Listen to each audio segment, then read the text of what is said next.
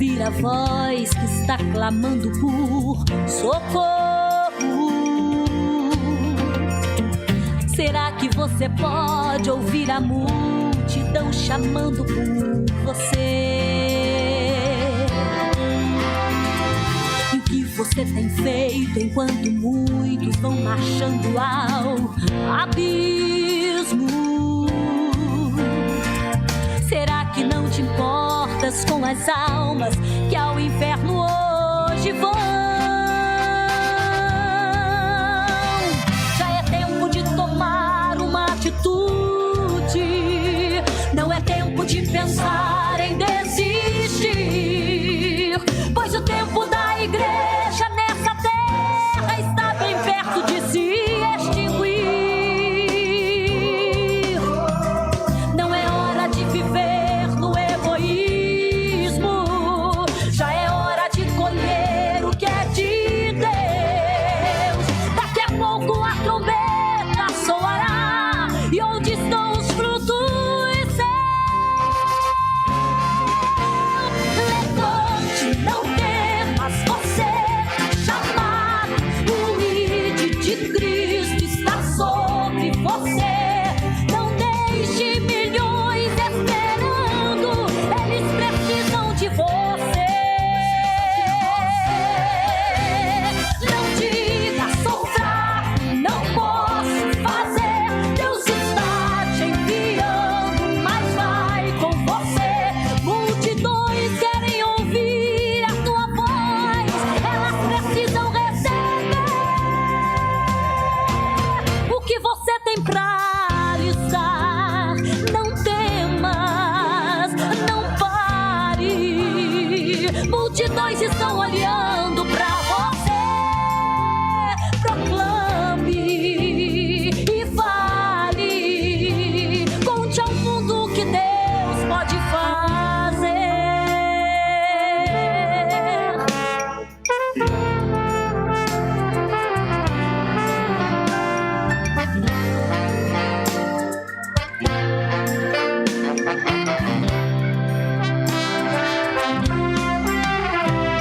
Já é tempo de tomar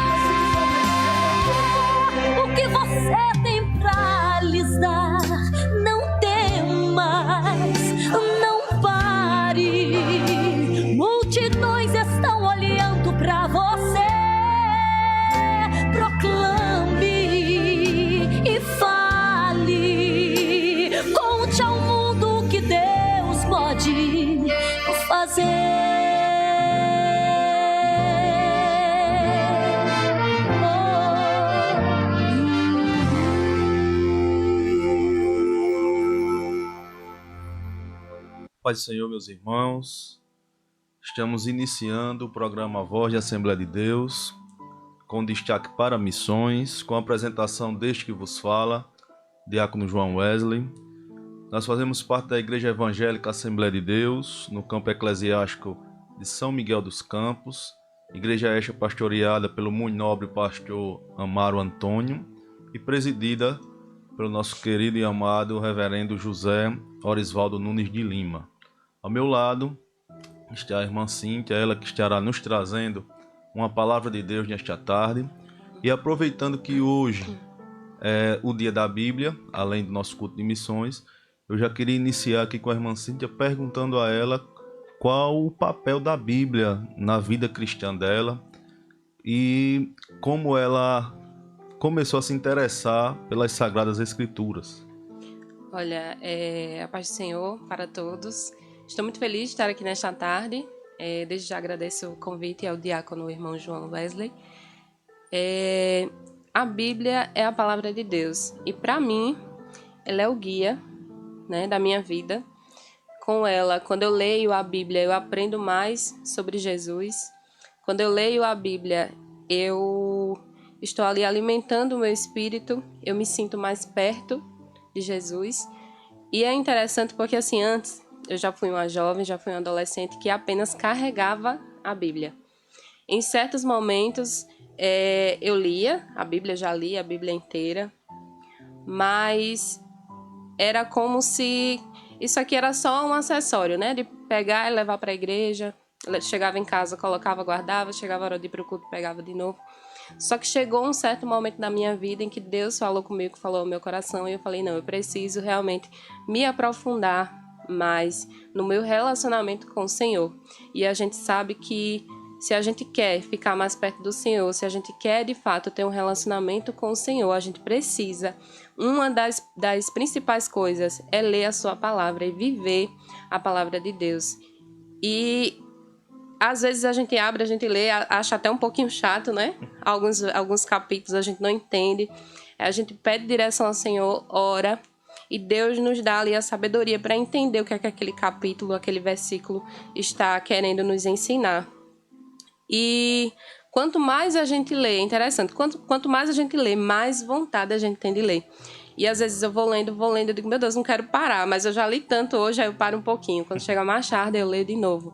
Porque a palavra de Deus é isso, né? E cada vez que a gente lê, a gente entende. Pode ser o mesmo capítulo, mas toda vez que você lê, você vai ter um novo aprendizado, porque a palavra de Deus ela é uma fonte inesgotável, né? Então é muito bom. Eu amo ler a Bíblia e é uma das principais coisas para a gente ficar mais perto de Jesus. Quando a gente lê, a gente também gosta de orar e a gente começa a buscar o Senhor, começa a jejuar e começa a ficar mais próximo de Deus. E já tem vários estudos que falam que quando você lê a palavra, vidas são transformadas, porque a palavra ela é viva, né? Tem estudos que falam que às vezes a pessoa alcoólatra começa a ler a Bíblia e tem a vida transformada. Então, a palavra de Deus, ela é isso, ela é viva e é eficaz. Amém. E aproveitando aí o que a senhora falou, eu lembro de um testemunho de um certo professor que era ateu. E ele queria a todo custo provar que Deus não existia, e é interessante que ele vai começar a ler a Bíblia para tentar encontrar erros, encontrar alguma coisa que ele conseguisse provar a inexistência de Deus. E nós sabemos que a Bíblia ela é a palavra de Deus, a Bíblia ela é a verdade, a Bíblia ela tem posso até dizer que o poder de transformar vidas.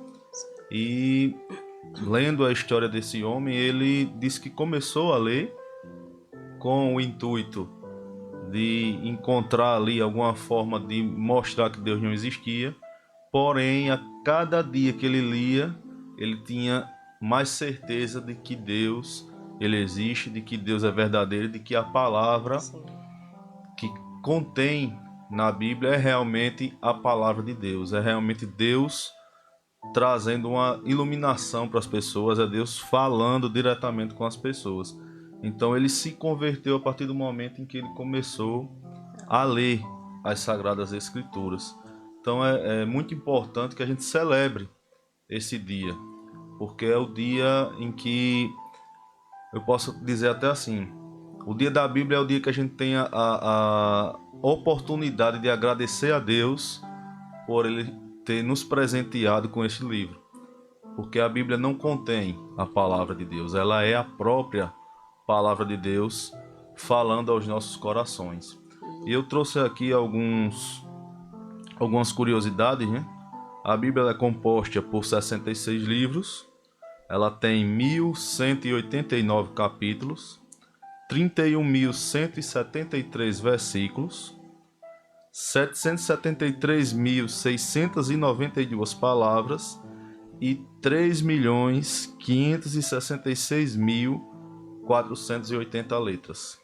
E tudo isso aqui formam uma unidade que nos mostra a vontade de Deus para o mundo, que nos traz a verdade e que nos aproxima, como a nossa irmã Cíntia aqui falou, mais e mais de Deus. Então, nós possamos aproveitar esse dia e celebrar porque Deus nos presenteou com a sua palavra, nos presenteou com algo que nos aproxima a cada dia mais da sua presença. Mas nós também, pode João, complementar.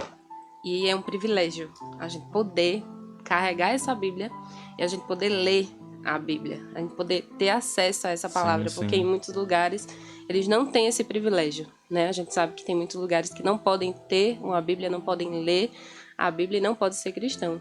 Então a gente tem esse privilégio de poder carregar a palavra de Deus, ainda ler e anunciar ela para outras pessoas.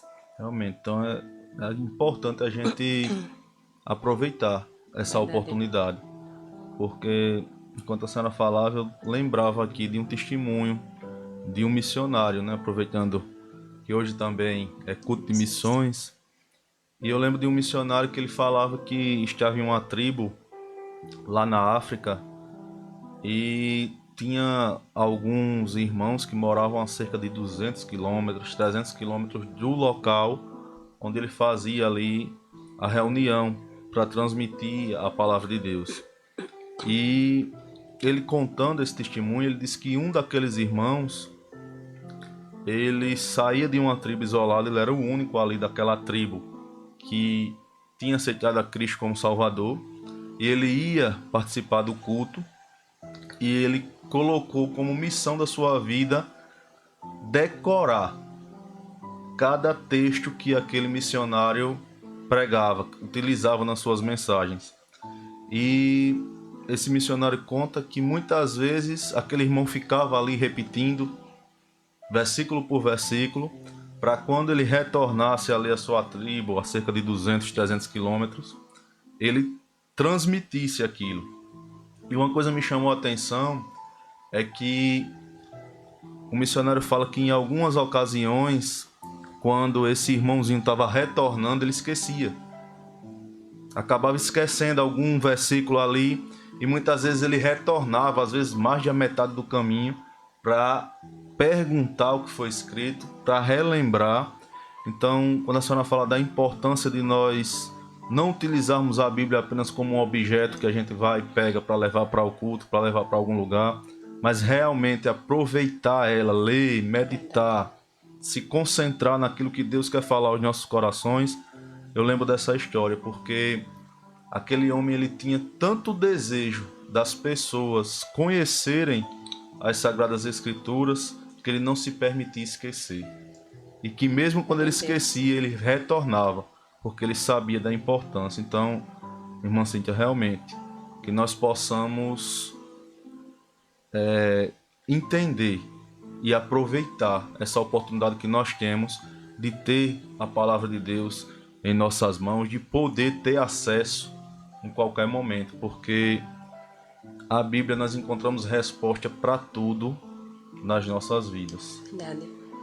Então queria aproveitar também já deixar uma saudação especial a todo o campo eclesiástico aqui de São Miguel, os nossos obreiros, pastores, evangelistas, presbíteros, diáconos, auxiliares de trabalho, todas as coordenações, senhores, senhoras, jovens, crianças, que Deus os alcance, que Deus os abençoe, que esse programa seja um instrumento para que nós possamos levar a genuína palavra de Deus aos corações.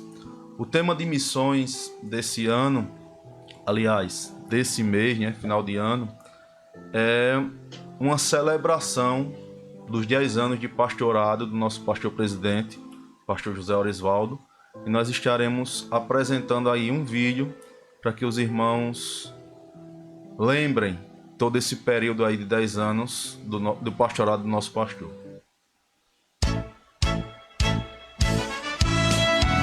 Alagoas de joelhos por nosso pastor presidente, Reverendo José Orisvaldo Nunes de Lima. Inaugurações. O nosso pastor presidente não mede esforços quando o assunto é o avanço da obra de Deus. De 2015 até hoje, foram realizadas inúmeras inaugurações em todo o estado. Construções de belos templos, reinaugurações, aquisições de terrenos, casas pastorais, mobílias, som, reformas e ampliações. As imagens mostram o avanço da obra. Seja na capital, no interior, sertão, zona da mata, agreste, povoados, o nosso pastor presidente tem zelo pela casa do Senhor. E a cada obra realizada, vemos o amor e o cuidado do rebanho de Cristo. Isto é coisa maravilhosa aos nossos olhos.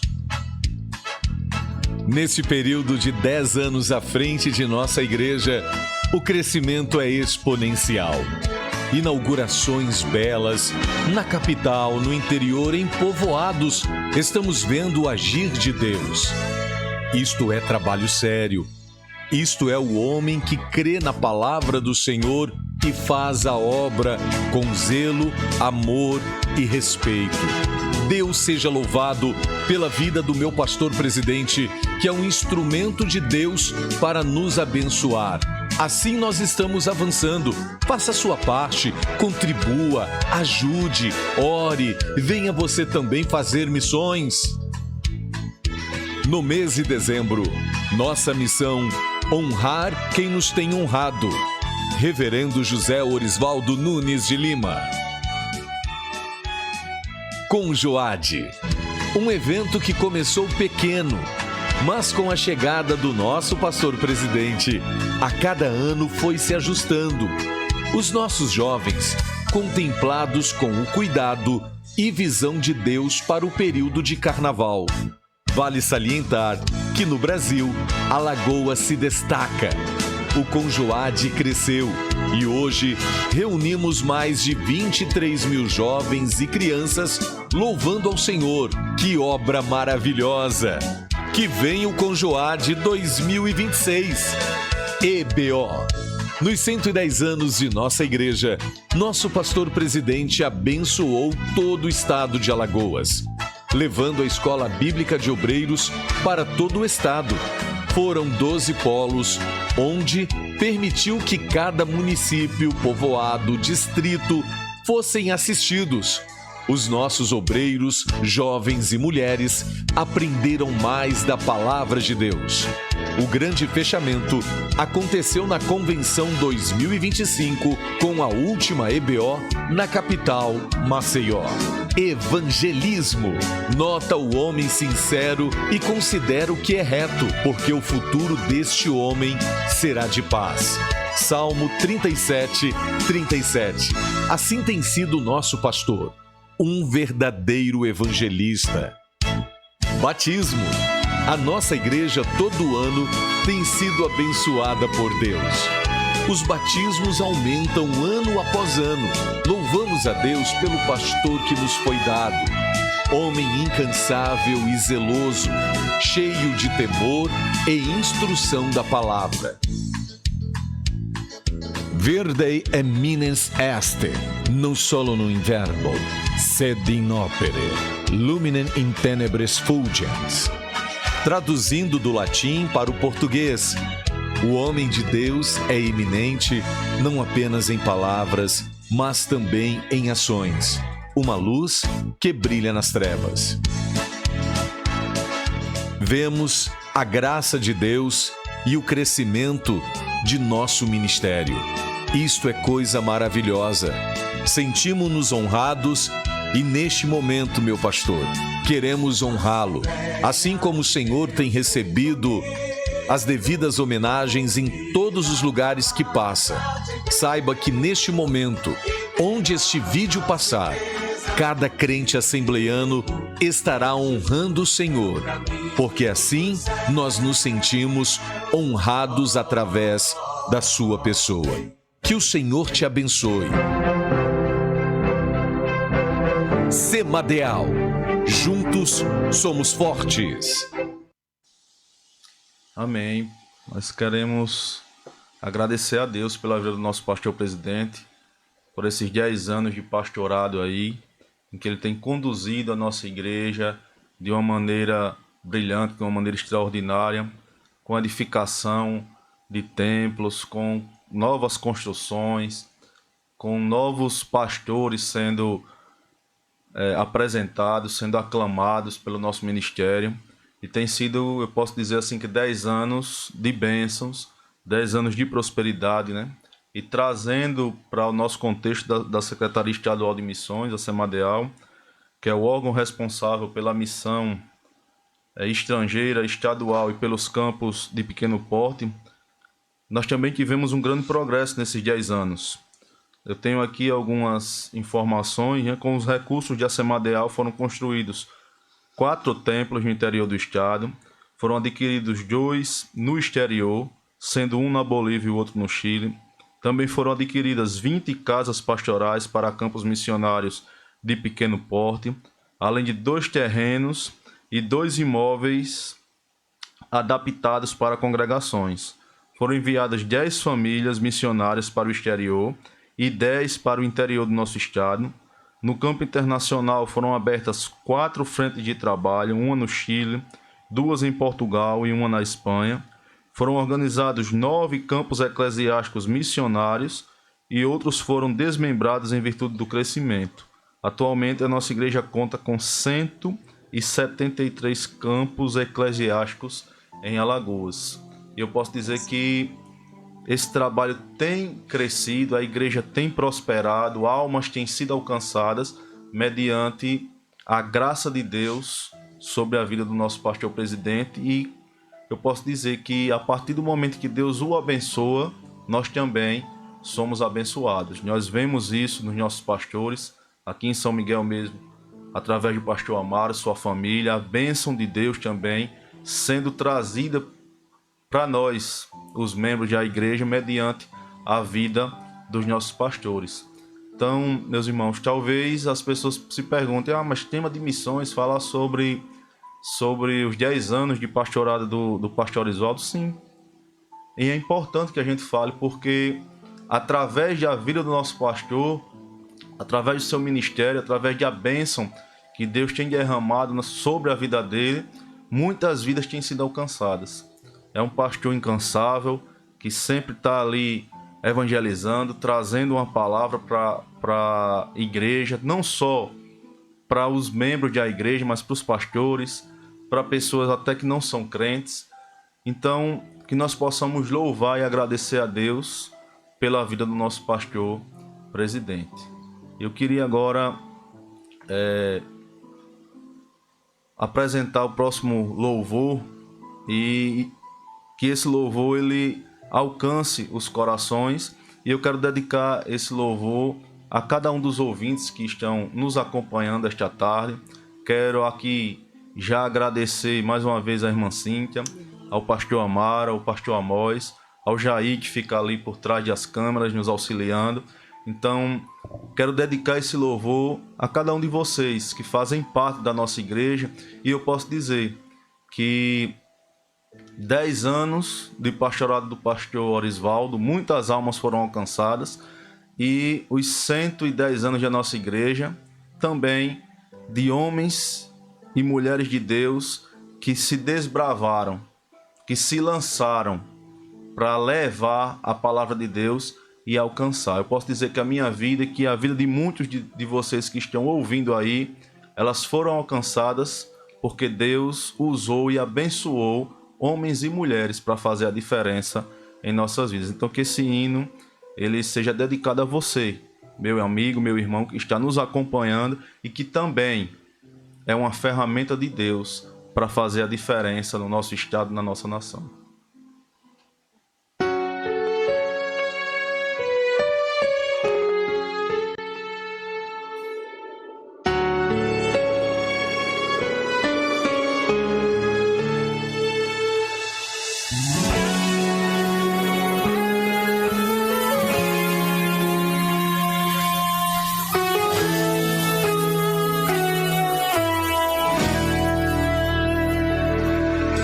Chamada nem sempre habita nos palácios.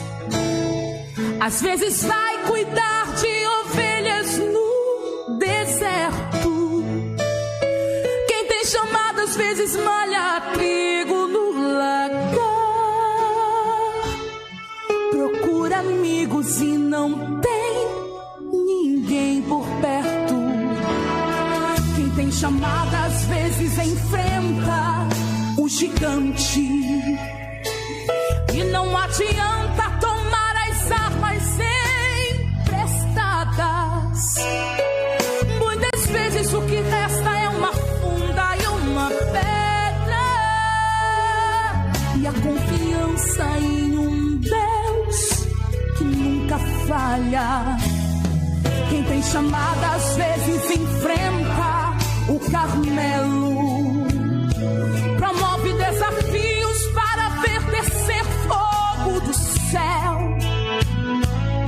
Quem tem chamada às vezes vai morar junto do ribeiro para sentir de perto o cuidado de um Deus fiel. Quem tem chamada não recua mesmo quando os muros são altos. Ele crê que com mais uma volta o muro cairá. Quem tem chamada às vezes tem que enfrentar o mar vermelho, mas olha para o povo e diz: a ordem é marchar. Quem tem chamada às vezes tem que abandonar a parentela e seguir para uma terra que ele não sabe onde é. Quem tem chamada às vezes tem que subir o Moriá,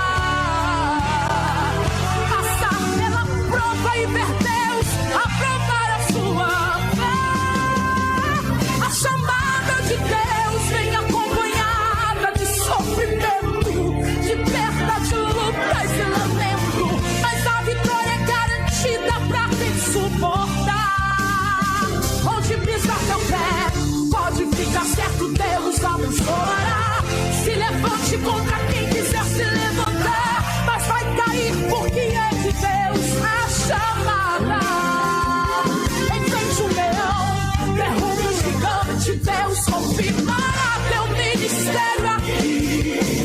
Vem aqui nesse deserto, rios vão surgir. Foi Deus quem te chamou, foi Deus quem te escolheu, te capacitou e também te encheu. E desta missão não tem como fugir. Deus escolheu você.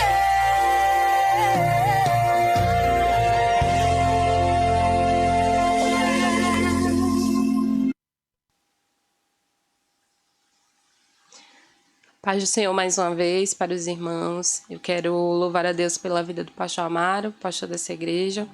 Quero louvar a Deus mais uma vez pela vida do diácono João Wesley, que me fez o convite. Que Deus abençoe. Me sinto muito feliz de estar aqui nesta tarde. Muito obrigada pelo convite.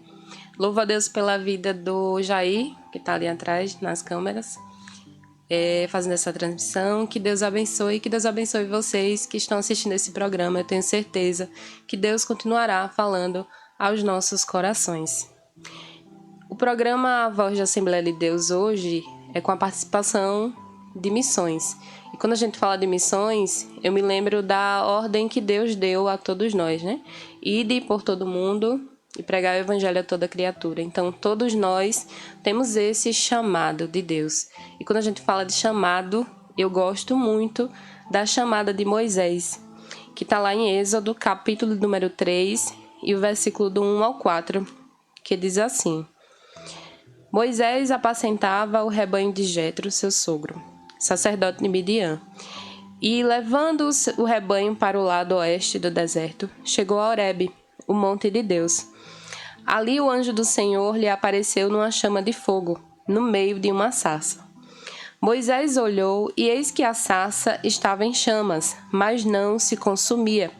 Então disse consigo mesmo: Vou até lá para ver essa grande maravilha.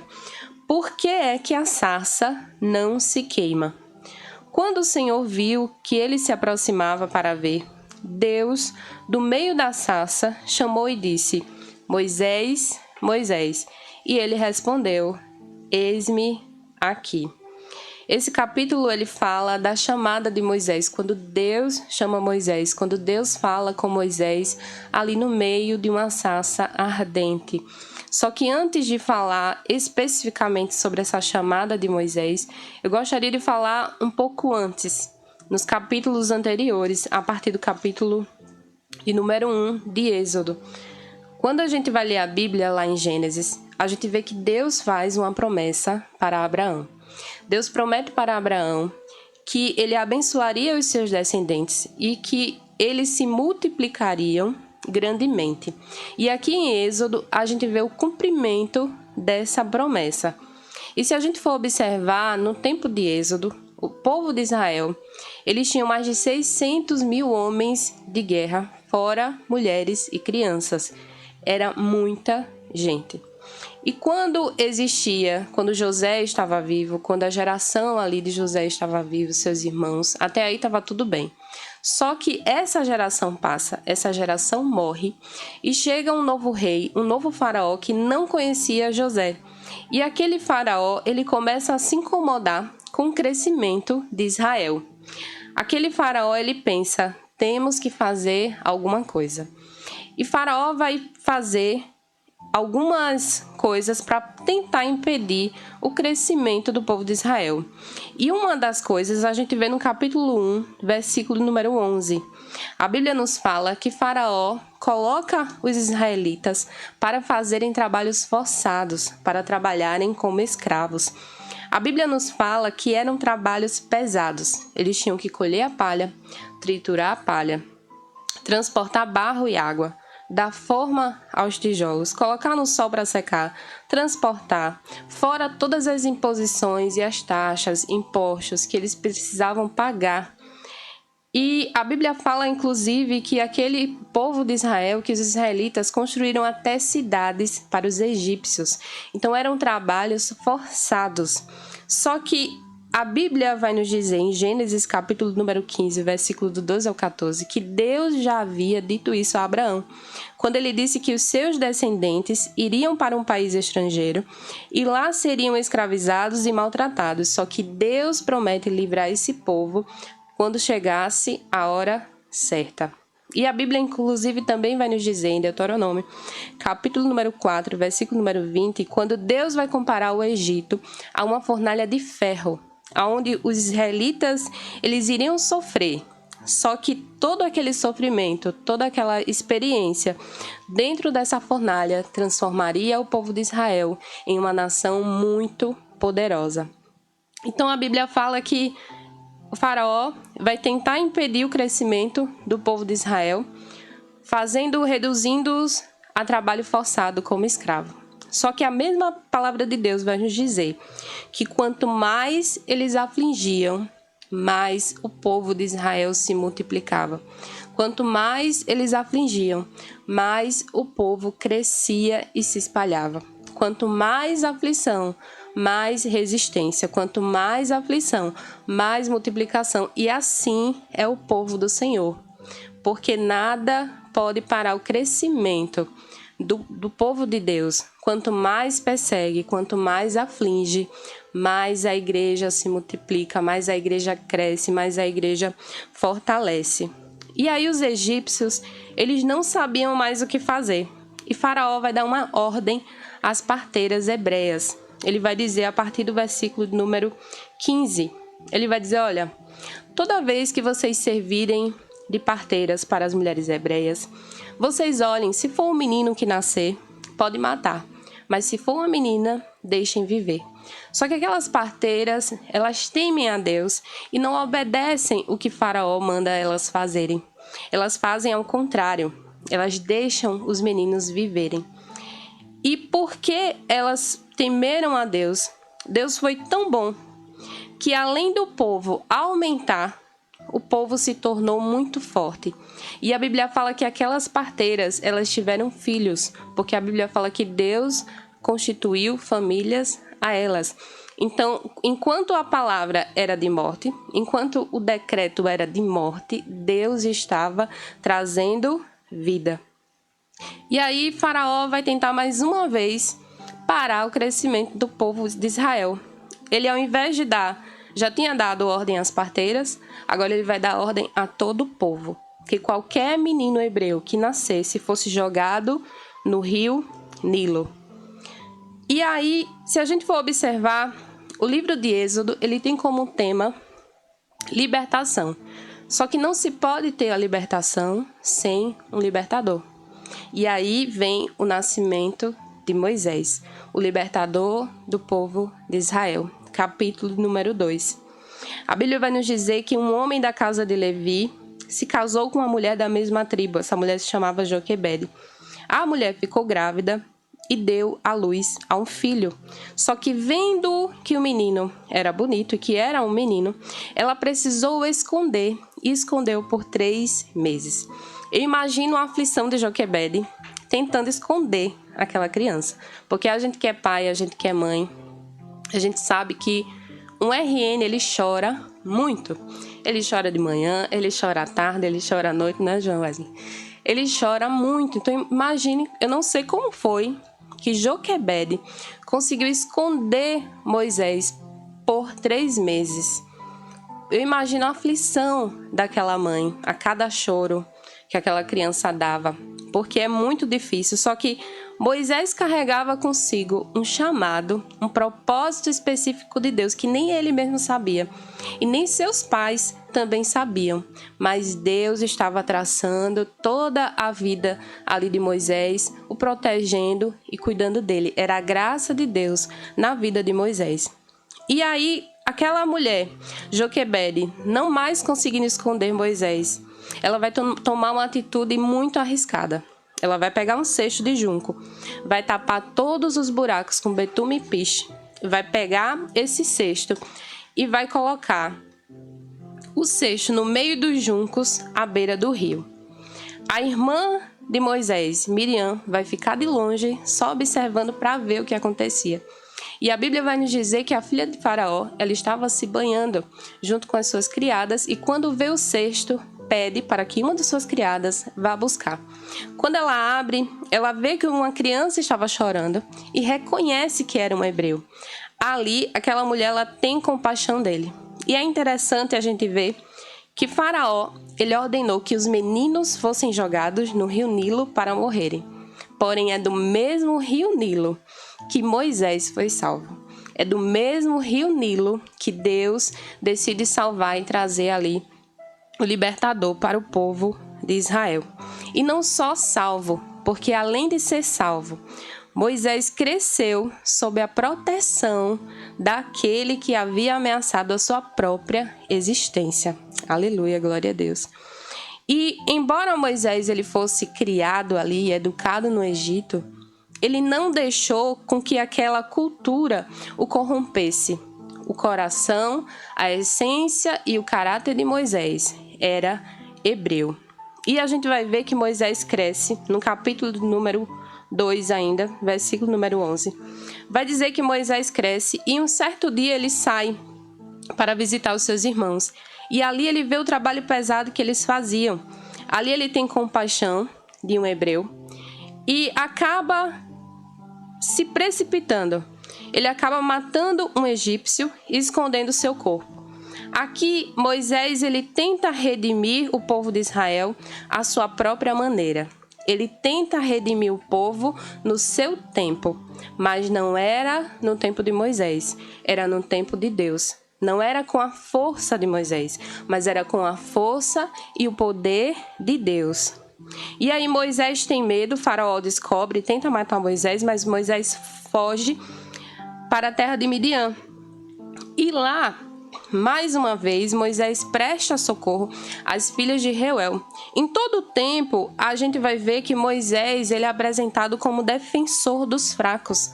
Moisés, mais uma vez, carregava ali consigo um chamado, um propósito que ele nem sabia, mas ele ali já estava apresentando como sendo o defensor dos fracos. Glória a Deus. E se a gente for olhar a vida de Moisés, Moisés morreu com 120 anos. Se a gente for separar a vida de Moisés, a gente pode separar a vida de Moisés em 3 ciclos. O primeiro ciclo, que são os primeiros 40 anos de Moisés, foi lá no Egito, onde ele aprendeu sobre Faraó, aprendeu sobre o Egito. O segundo ciclo, 40 anos, digamos que internado no deserto, sendo moldado por Deus. Lá no deserto ele se casa, ele tem filhos, ele vira um pastor de ovelhas. E se a gente olhar, a gente vai dizer, não, tá bom. Moisés já tem 80 anos, bem vividos, e é só até aqui. Mas a gente vai ver que o terceiro e maior ciclo da vida de Moisés estava prestes a começar. Nós vamos ver aqui ainda no capítulo número 2, versículo número 23. Decorridos muitos dias, o rei do Egito morreu, e os filhos de Israel gemiam por causa da sua escravidão. Eles clamaram, e o seu clamor chegou até Deus. Deus ouviu o gemido deles e lembrou-se da sua aliança com Abraão, com Isaque e com Jacó. E Deus viu os filhos de Israel e atentou-se para a situação deles. Deus ouve o clamor do povo de Israel, Deus lembra da sua aliança com Abraão e Deus vê o sofrimento do povo de Israel. Então agora era o tempo de Deus agir. O tempo de Deus havia chegado.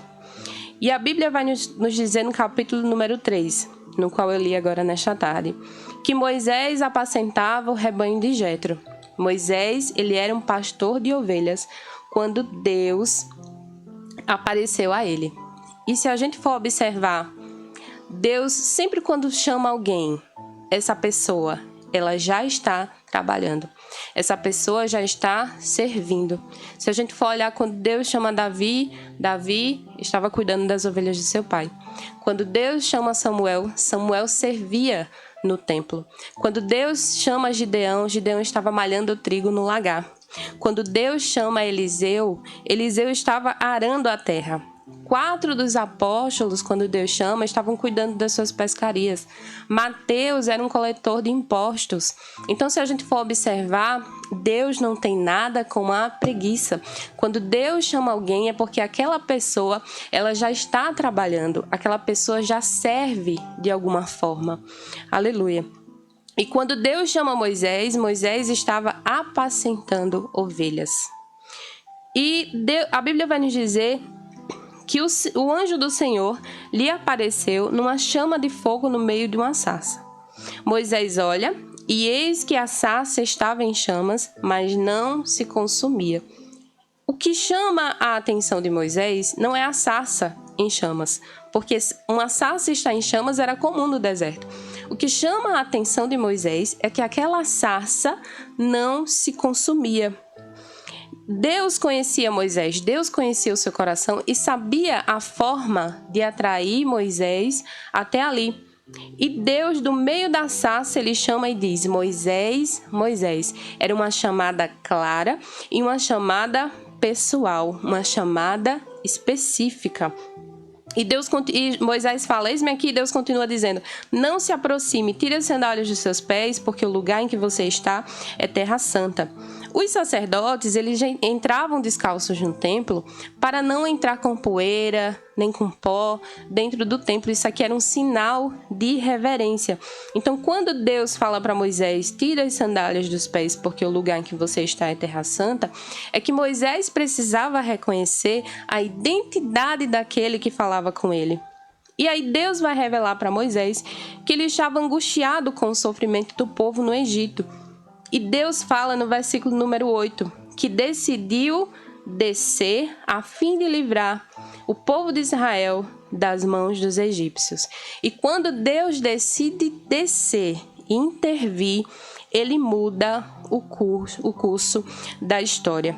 E aí Deus fala para Moisés: olha, agora venha e eu o enviarei a Faraó para que você tire do Egito o meu povo, os filhos de Israel. Moisés agora estava sendo enviado de volta ao Egito, não como filho exilado de Faraó, mas como o libertador do povo de Israel.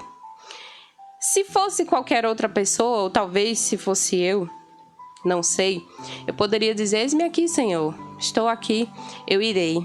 Mas Moisés diz: quem sou eu para ir a Faraó e tirar do Egito os filhos de Israel? Quem é que sou eu, um simples pastor de ovelhas, para ir no Egito e libertar o povo de Israel? Eu não sou ninguém. Era como se Moisés estivesse dizendo isso aqui para Deus. E ele vai apresentar algumas indagações. A primeira é essa: eu não sou ninguém.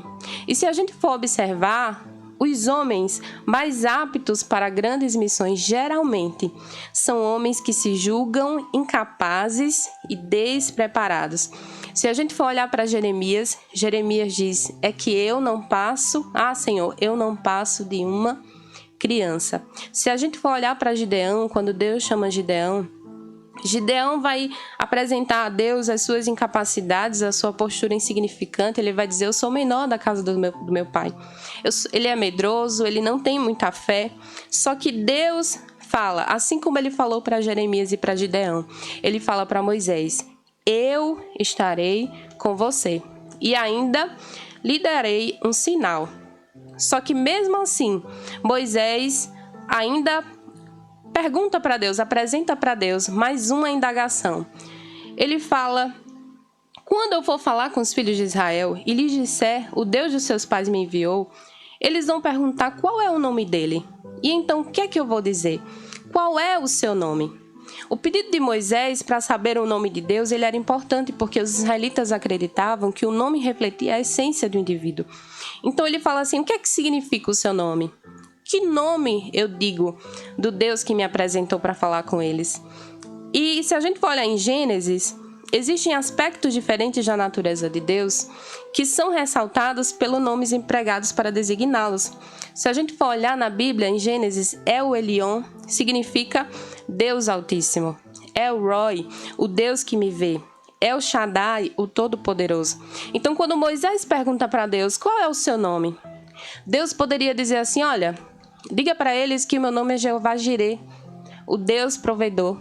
Diga para ele que meu nome é Jeová Sabaoth, o Senhor dos Exércitos. Diga para ele que meu nome é Jeová Shammah, Deus presente.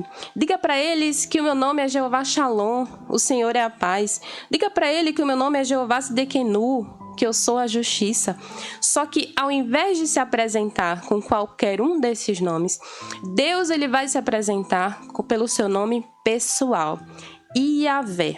Deus vai dizer: olha, diga para eles que o eu sou o que sou te enviou. E a palavra Yavé, ela está alicerçada ao verbo ser, mas o texto hebraico ele comporta mais de uma interpretação. Yavé ele não se limita à natureza de Deus ou a qualquer característica em particular. Ele é o que ele é. O eu sou o que sou. Eu serei o que serei. Eu serei o que era. Eu sou aquele que é e será. O eu sou o que sou. Quando Deus diz a Moisés e se apresenta a Moisés como eu sou o que sou, ele está dizendo: olha, o que eles precisarem que eu seja, eu serei. Se eles precisarem que eu seja providência, eu sou Jeová Jireh. Se eles precisarem que eu seja o Senhor dos Exércitos, eu sou Jeová Sabaoth. Se eles precisarem que eu seja Deus presente, eu sou Jeová Shammah. Se eles precisarem que eu seja a paz, eu sou Jeová Shalom. Então Deus se apresentava ali pelo seu nome pessoal. Diga a eles que o eu sou o que sou te enviou. Se eu fosse Moisés, depois dessa indagação apresentada e dessa resposta de Deus, eu não falaria mais nada. Eu só iria. Eu dizia, sim, Senhor, eu irei. E Deus ali vai dar todas as instruções a Moisés, depois de se apresentar como eu sou o que sou. Só que Moisés vai ainda apresentar mais uma indagação no capítulo número 4. Ele vai dizer, eis que eles não vão acreditar em mim, e nem ouvirão o que eu vou dizer, pois dirão, o Senhor não apareceu a você. Não era que as pessoas não acreditariam em Moisés, é que nem Moisés acreditava nele mesmo. O que Moisés estava dizendo aqui era que os anciãos não iriam crer nele, porque antes do povo de Israel aceitar alguma liderança, aquela pessoa ali, eles passavam pelos anciãos para serem aprovados ou não. Então Moisés estava dizendo aqui que ele não seria aprovado por esses anciãos. Aí Deus vai dar 3 sinais a Moisés para que aquelas pessoas pudessem crer. O primeiro sinal que Deus vai dar a Moisés é quando o seu bordão ele se tornaria numa cobra. E eu vou falar rapidamente para não pegar muito tempo. O segundo sinal era que a sua mão ficaria leprosa e seria curada. E o terceiro sinal era que o rio Nilo se transformaria em sangue. Moisés ele testemunhou esses 2 primeiros sinais. O terceiro, ele tinha que crer pela fé. Então Moisés viu o seu cajado se transformando em cobra. Moisés viu a sua mão com lepra sendo curada. E ainda assim, Moisés apresenta mais uma indagação. No capítulo número 4, versículo número 10. Moisés vai dizer, ah, Senhor, eu nunca fui eloquente, nem no passado, nem depois que falastes a teu servo, pois sou pesado de boca e pesado de língua. Se Deus podia transformar uma vara em cobra, a cobra em vara novamente, se Deus poderia colocar uma lepra na mão de Moisés e depois curar essa mão novamente, será que Deus não poderia capacitar Moisés e ensiná-lo a falar, mesmo ele sendo pesado de boca e pesado de língua, para que Moisés pudesse transmitir a palavra de Deus com poder? Aí a Bíblia vai dizer, eu acho lindo isso aqui, que a Bíblia vai dizer que Deus responde a Moisés. Moisés fala assim, ah, Senhor, eu nunca fui eloquente. Aí Deus vai dizer assim, ô Moisés, quem foi que fez a boca do homem?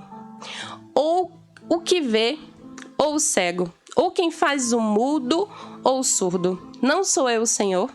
Agora vá, e eu serei com a sua boca, e lhe ensinarei o que você deve falar. Será que você não sabe que Deus não conhece as tuas incapacidades? Será que você não sabe que Deus não conhece que você não é eloquente? Quando Deus se apresenta a Jeremias, ele fala, antes que você fosse formado no ventre da sua mãe, eu já te conhecia. Glória a Deus, aleluia. Deus conhece as tuas incapacidades. Deus, ele sabe que você é medroso. Deus, ele sabe que você tem vergonha. Deus, ele sabe que você não é capaz. E mesmo assim, ele te chamou. E mesmo assim, ele te chama. Moisés dizia, é que eu não sou eloquente, eu sou pesado de boca, eu sou pesado de língua. Só que Deus dizia, quem fez a boca do homem fui eu. Então eu lhe ensino a falar, eu colocarei as minhas palavras na tua boca. Aleluia, glória a Deus. Ah, eu não sei falar, não tem problema, eu lhe ensino. Eu te capacito. Moisés, ele estava olhando para ele quando ele deveria estar olhando para Deus. Moisés estava olhando para as suas incapacidades quando ele deveria estar olhando para aquele que o chamou. Moisés estava olhando para todos os defeitos dele. Muitas vezes a gente é assim. Deus nos faz uma chamada e a gente olha para tudo que a gente não pode e para tudo que a gente não é. Mas se Deus te chamou, é porque Ele vê as tuas qualidades. Ele vê aquilo que você não consegue ver. E Ele te capacita. Ele te fortalece. E o mais importante, Ele fala que estará com você, assim como Ele estava com Moisés. E ainda assim, Moisés ainda vai tentar escapar do seu chamado. Moisés vai dizer no versículo número 13, ó Senhor, envia alguém ou outro que quiseres enviar, menos a mim. Quantas vezes a gente tenta fugir, assim como Moisés, do nosso chamado. A gente diz, ô Senhor, coloca outro melhor. Coloca outro que esteja mais disponível. Outro eu tenho certeza que vai fazer melhor. Eu tenho tantas incapacidades. Olha para minha idade, né? Moisés tinha ali 80 anos. Olha para mim, já tenho 80 anos. Só que mesmo assim, Deus, ele não chamou o outro, ele chamou você. Moisés foi a resposta da oração de muitos hebreus. Moisés foi a oração de muitos israelitas que estavam ali orando e clamando a Deus por um socorro. E Deus, desde o início da vida de Moisés, o capacitou, o moldou e esperou o tempo específico, o tempo certo, para levar Moisés com o poder dele e a graça dele, de Deus, para libertar aquele povo. E aí, com o gesto final da paciência divina, Deus promete que não vai tirar Moisés daquele chamado, que não vai livrar Moisés daquele chamado, mas que ele vai lhe dar uma ajuda do seu irmão Arão. Então, Arão é o porta-voz de Moisés. E ali Moisés, ele é enviado para libertar o povo de Israel. Deus havia escolhido Moisés desde o ventre de sua mãe. Deus havia traçado todos os detalhes da sua vida. Moisés nasceu num período turbulento, num período onde só tinha morte, um período onde tinha palavra de morte decretada. Só que Deus trouxe vida. Deus trouxe daquele período um libertador. Moisés foi salvo. Moisés cresceu sob a proteção daquele que ameaçou sua própria existência. Ele foi capacitado, foi moldado por Deus, tanto no Egito como ali no deserto. Moisés precisava conhecer o coração de Faraó, Moisés precisava conhecer o Egito, mas Moisés também precisava passar pelo deserto até chegar o tempo de Deus e o tempo de libertar o povo.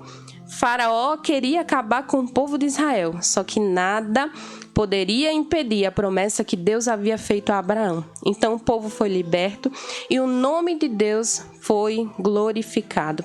Deus, ele tinha um cronograma, só que foi tudo no tempo dele, do jeito dele. Não no tempo de Moisés, não com a força de Moisés, mas no tempo dele, com a força e com o poder dele. E Moisés ali aceitou o chamado de Deus. Então eu espero que em Deus que essa palavra tenha falado ao seu coração. Porque se Deus, ele te chamou para algo específico, não olhe para as suas incapacidades assim como Moisés olhou, mas saiba que Deus estará com você, que você possa ser um instrumento de Deus, que você possa permitir ser usado por Deus para pregar o evangelho e para fazer aquilo ao qual o Senhor te chamou para fazer.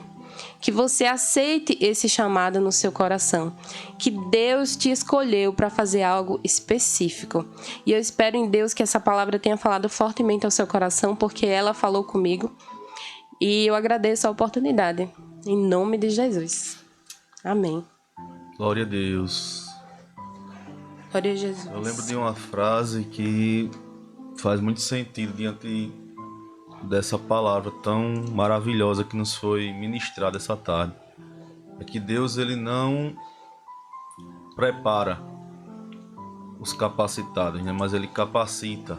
Deus não escolhe os capacitados, ele capacita os escolhidos. E muitas vezes nós focamos muito das nossas incapacidades, nas nossas limitações, e esquecemos que nós servimos a um Deus que é maior do que qualquer dificuldade, do que qualquer problema. Enquanto a irmã Cíntia ministrava a palavra de Deus aqui, eu ia lembrando de algumas coisas, de muitas vezes em que eu mesmo fiquei questionando o motivo de Deus me chamar, de Deus chamar alguns amigos, e até conversando com esses amigos, eles estão me ouvindo essa tarde. Muitas vezes a gente perguntava, mas por que a gente? Por que Deus nos escolheu? Por que chamou a gente? É tanta ocupação, é tanta situação, e eu acho que a gente não aguenta, mas a palavra de Deus, esta tarde, ela realmente traz um alento aos nossos corações. Deus, ele não nos abandona. Deus, ele estará sempre conosco, e mesmo diante de tanta dificuldade que nós temos, porque somos realmente falhos, mas ele nos capacita, Ele nos prepara para que nós possamos atender ao seu chamado. E como eu costumo dizer aqui nos programas de missões, nós somos missionários do Senhor. Deus, ele nos escolheu. Ah, irmão, mas eu nunca viajei, nunca sequer saí aqui de São Miguel, nunca sequer saí aqui do meu lugar, da rua que eu moro. Mas ser missionário não é apenas ir lá fora, é aqui mesmo. É você levar a mensagem de esperança que te alcançou para outras pessoas. Então que nós possamos essa tarde guardar essa palavra no nosso coração e entender que mesmo diante das nossas limitações, que mesmo diante das nossas dificuldades, o Senhor, ele supre e se responsabiliza por todas as coisas. Quero aqui mais uma vez agradecer à irmã Cíntia, Amém. Eu que agradecer ao pastor Amaro, ao pastor Amós, também por nos ceder esse espaço de estarmos aqui levando a palavra de Deus. E quero convidar você, ouvinte, a esta noite estar aqui conosco no culto de missões, onde estaremos celebrando a Deus, adorando e exaltando o santo nome do Senhor e também trazendo uma palavra de Deus aos corações de cada um de vocês que estarão aqui presentes. Convidem as pessoas para que venham ouvir a voz de Deus. Lembrem, né, é sempre importante, os pais, lembrem de trazer os cofres das crianças para elas estarem contribuindo. Traga também a sua oferta, porque missões, ela se faz com os pés daqueles que vão, com as mãos daqueles que contribuem e com os joelhos daqueles que oram para que Deus abençoe esses homens e mulheres que estão ali no arado levando a preciosa palavra de Deus.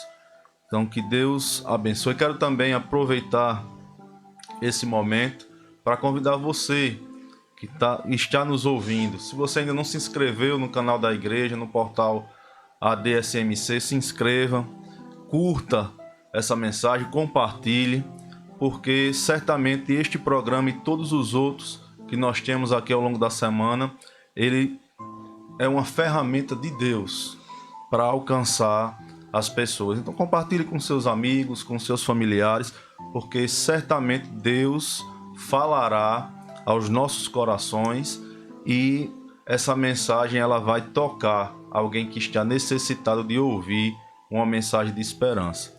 Quero convidar você para, além do culto de domingo, também às terças-feiras aqui no Templo Sede, nosso culto de doutrina. Quinta-feira, um culto de adoração a Deus. Aos domingos pela manhã, escola bíblica dominical. E fazer o convite, pedir aí para o nosso irmão Jair colocar na tela. Próximo dia 24, a partir das 18h30 aqui na Igreja Sede, nós estaremos com a segunda cantata de Natal, com o tema E o Verbo se fez carne. Está baseado no Evangelho segundo João, capítulo 1, versículo 14.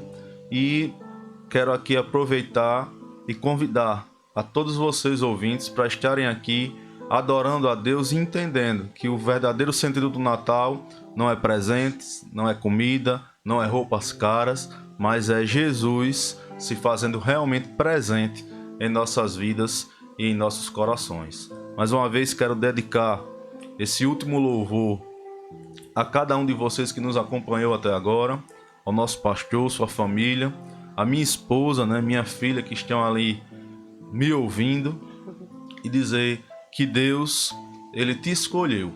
E se ele te escolheu, ele vai te capacitar para fazer grandes coisas para a honra e glória do seu nome. Que Deus abençoe a todos. Quero aqui pedir à irmã Cíntia que encerre esse programa com a oração e que Deus abençoe a cada um de vocês que está nos ouvindo.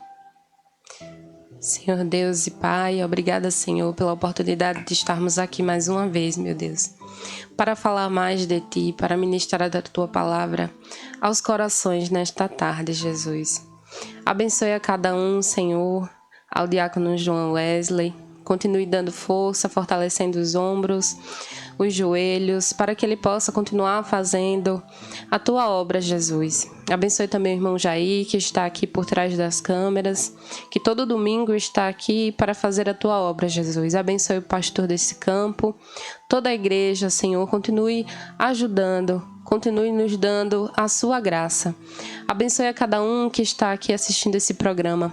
O Senhor sabe do que cada um precisa, o Senhor conhece o coração de cada um. Que esta palavra e que este programa continue sendo um canal de bênçãos para a vida das pessoas. Ó Senhor Jesus, nós te pedimos e nós te agradecemos. Abençoe o culto nesta noite, que seja um culto de bênçãos, que o Senhor venha curar nesta noite, que o Senhor venha batizar com o teu Espírito Santo, que o Senhor venha salvar vidas. Abençoe-nos, Senhor Jesus, é o que nós te pedimos. Abençoe a nossa semana, que o Senhor esteja presente conosco, nos ajudando, Senhor. Em nome de Jesus nós te agradecemos. Amém. Amém.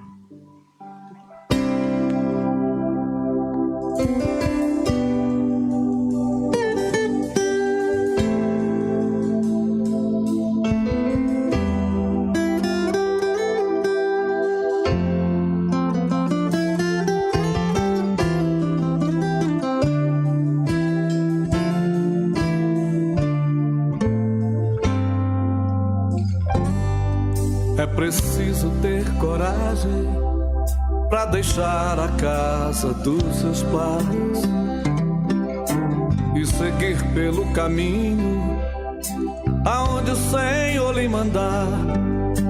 É preciso confiança, ter a fé de Abraão e renunciar seus sonhos pra cumprir sua missão. Saber que pelo caminho muitas provas vai ter que enfrentar, que vão lhe atirar pedras, mas não podem lhe parar, porque o missionário é forte, sabe que seu galardão não está aqui na terra. Esta é sua visão. O missionário é o grande herói da fé, e a sua esperança é somente no Senhor. Pra falar do amor de Cristo, sua alma tem prazer. Não desiste, vai em frente, não tem medo de sofrer.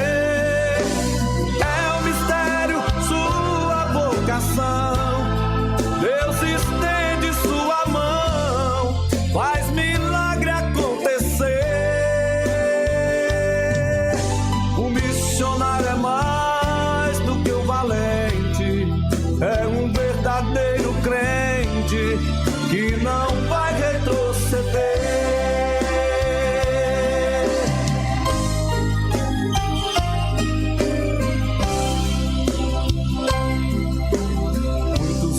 Foram mortos, mas a igreja está aqui, se espalhando pelo mundo, e ninguém vai impedir, nem o sangue derramado, nem cadeias, nem prisões vão apagar esta chama que arde em seu coração. Mas não é somente espinhos que este herói vai encontrar. Há no campo muitas flores preciosas pra cuidar. Ele voltará sorrindo, carregando em suas mãos muitos frutos das sementes que ele semeou no chão.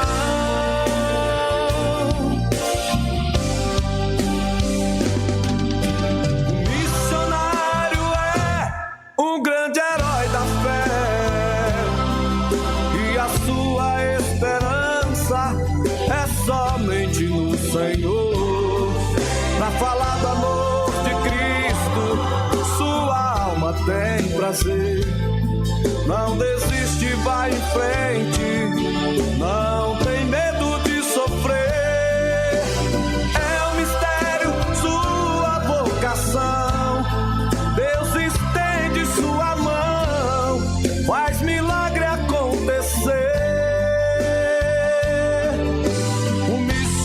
é mais.